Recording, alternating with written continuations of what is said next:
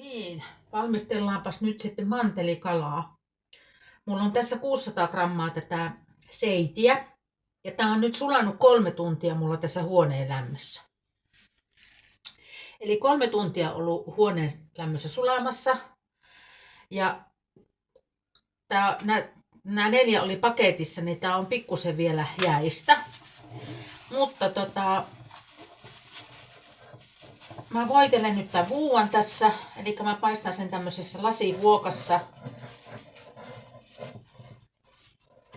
Vanha vuoka, mutta vielä toimii.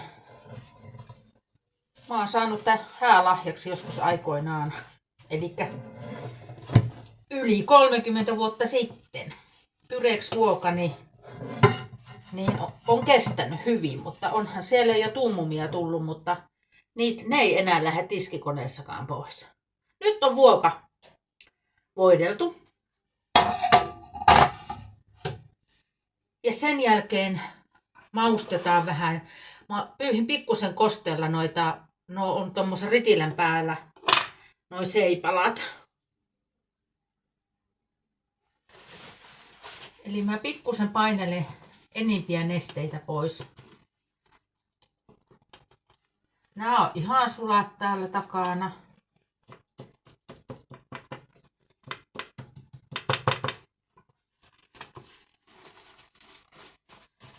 Näin. Ja nyt ennen kuin itse asiassa nyt mä voin kääntää jo ja tätä vielä kuivataan tuolta toiseltakin puolelta.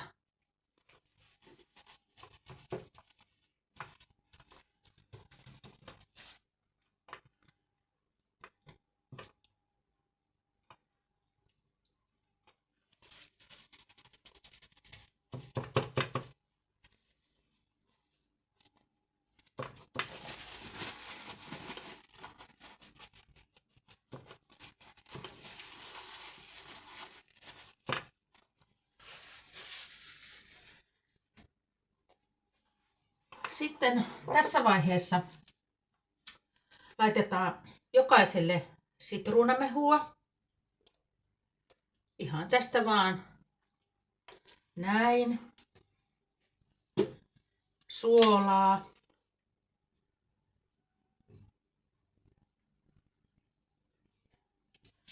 Ja valkopippuria.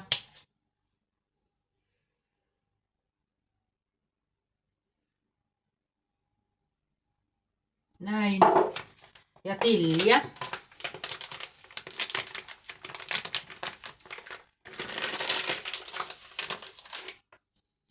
Kuivattua tilliä.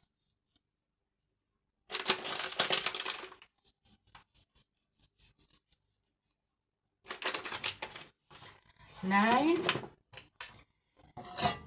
Ja nostellaan tänne vuokaan maustepuoli alaspäin.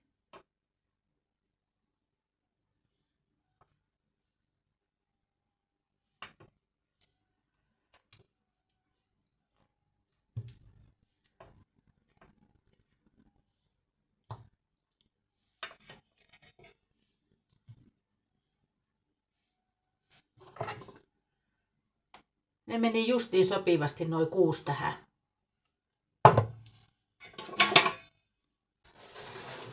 Sitten maustetaan nämäkin.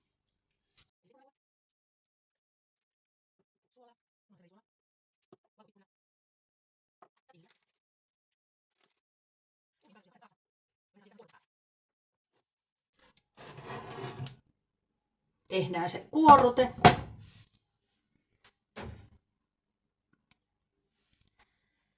Ja tähän tulee yhteensä 3 desiä kuohukermaa. Voi laittaa tavallistakin kermaa. Tässä on 2 desiä. Se meni sinne.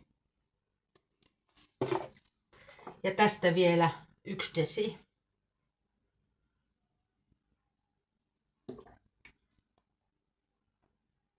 Siinä olikin 3 desiä yhteensä kuohukermaa.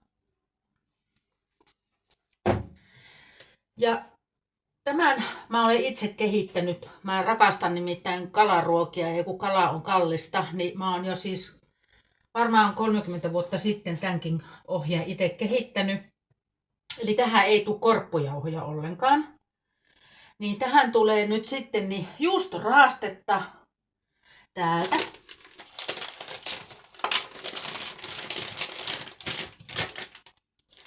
Ja sitä laitetaan, tässä on 250 grammaa ja tähän laitetaan 1,5 desiä juustoraastetta. Antaa mennä 2 desiä. 2 desiä meni juustoraastetta.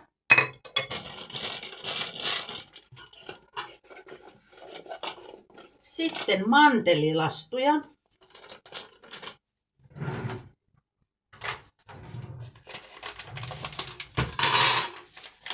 Puolitoista desiä. 1.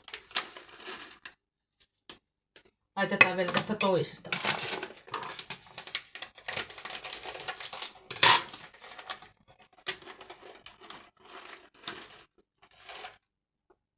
Noin.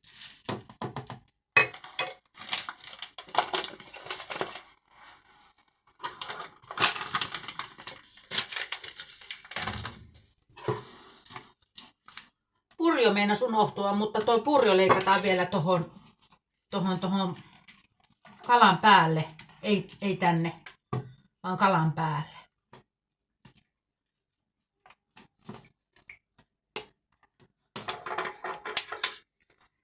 Siellä on nyt mantelilastut. Sitten siihen laitetaan tomaattimurskaa tai tomaattisosetta. Mä oon laittanut joskus ihan ketsuppia ja se on aivan hyvää. Niin tätä tulee tänne 0,5 desiä.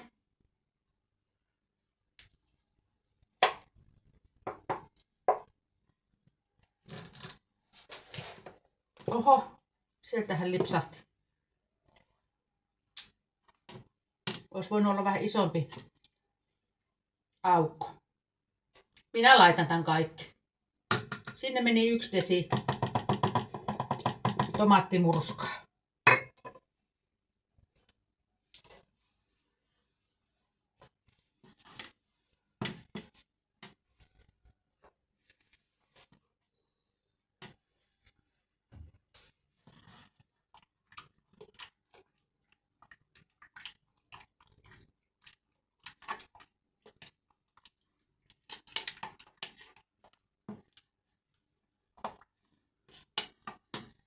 Ja tänne laitetaan sitten mausteita.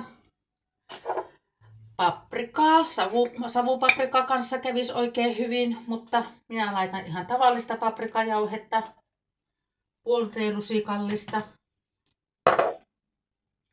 Sitten sinne tulee suolaa, 3/4 teelusikallista.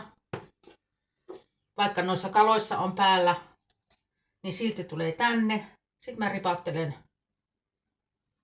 1/3 teelusikallinen valkopippuria ja tilliä tulee 1 teelusikallinen.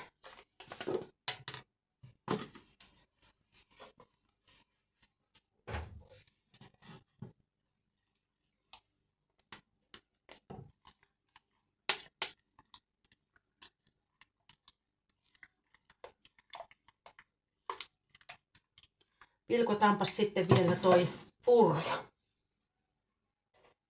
No niin, purjo on pesty, halkasin sen ja pesin. Nyt laitan vielä tuosta puolikkaasta puolet ja sitten tämmöistä silppua. Tässä oli 6 sentin pätkä purjoa.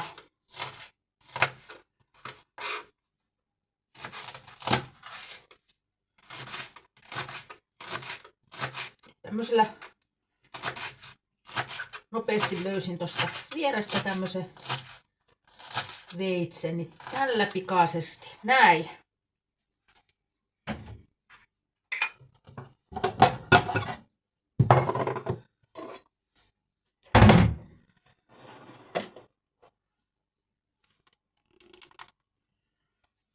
Sitten laitetaan purjoa noiden kalojen päälle.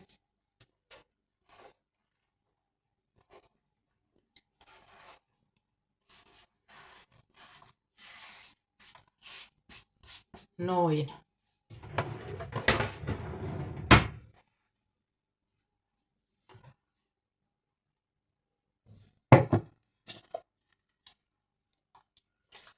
Erittäin nopea valmistaa.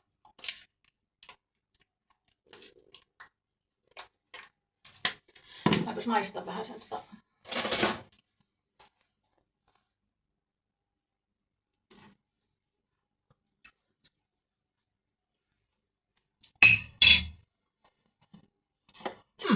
on hyvä. Sitruunamehua laitan vielä tänne.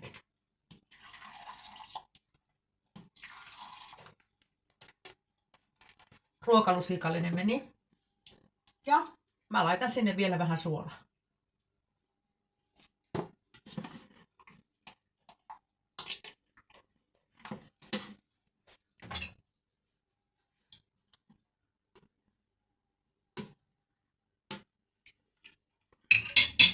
No niin, nyt on hyvä. Oikein hyvää makuusta. Sitten tämä kaadetaan tänne kalojen päälle. Tähän voisi mennä se 800 grammaakin tähän vuokaa. Mä olin vaan paistanut 2 seipalaa ihan pannulla itselleni ruuaksi. Sen takia oli niinku toisesta paketista jäljellä 2 palaa. Eli tässä on nyt 6 palaa yhteensä tää seitä. Eli ihan tää sama määrä tätä kuorrutetta voi laittaa. Eli tähän ei tule korppujauhoja ollenkaan. Ja ketsuppia voi aivan hyvin käyttää tuon tomaattimurskan sijasta. Tomaattipyre on vähän, se on vähän liian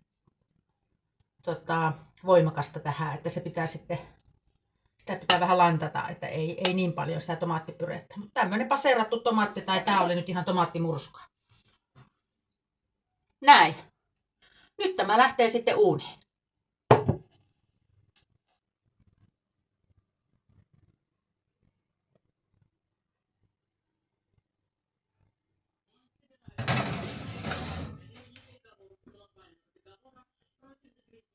No niin, nyt on ollut 25 minuuttia tuolla uunissa tämä.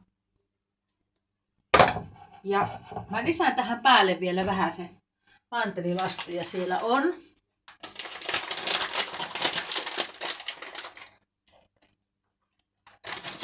Lisätään vielä tähän päälle mantelilastuja.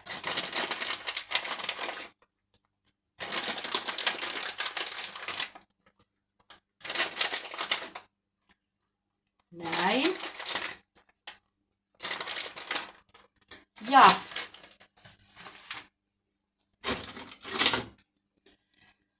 kun täällä on tätä nestettä, tätä kastiketta,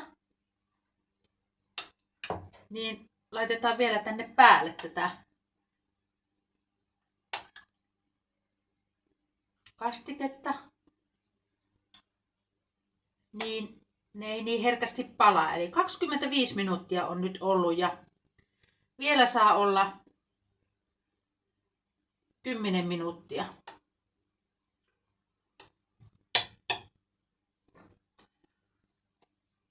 Ja tässä vaiheessa mä otan uunin pois päältä. Eli uuni on nyt pois päältä ja mä laitan vielä uuniin 5-10 minuuttia.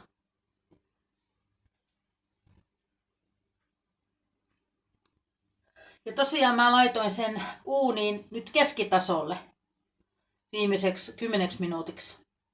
Ja tuolla kiehuu perunoita. Uunin keskitasolle. Näin. Nyt on kala ollut sen 10 minuuttia, oli vielä sen jälkeen kun lisäsin noin mantelit.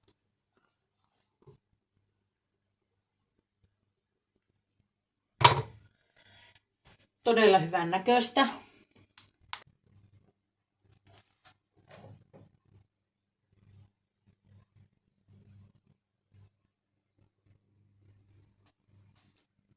Ja nyt laitetaan sitten vielä folion alle vetäytymään. Ja saa vetäytyä siellä ainakin 50 minuuttia. Näin.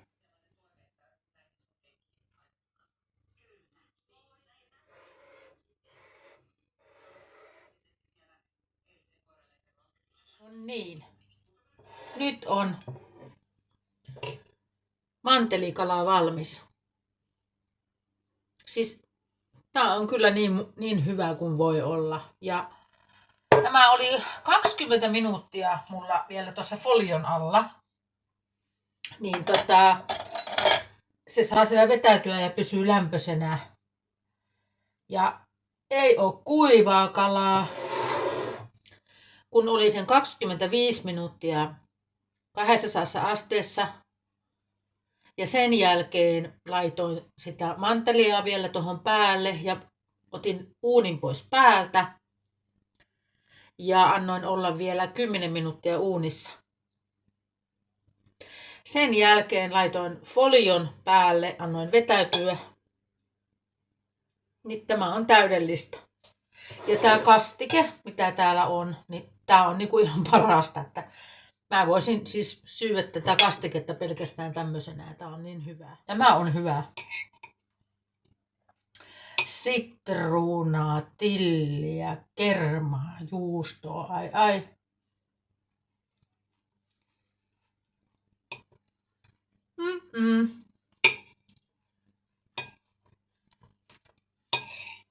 On kyllä hyvät mausteet. Minä jään nyt nauttimaan tästä ruoasta. Peukuta, jos tykkäsit videosta. Tämä oli minun mantelikala-ohje. Ei muuta kuin moikka!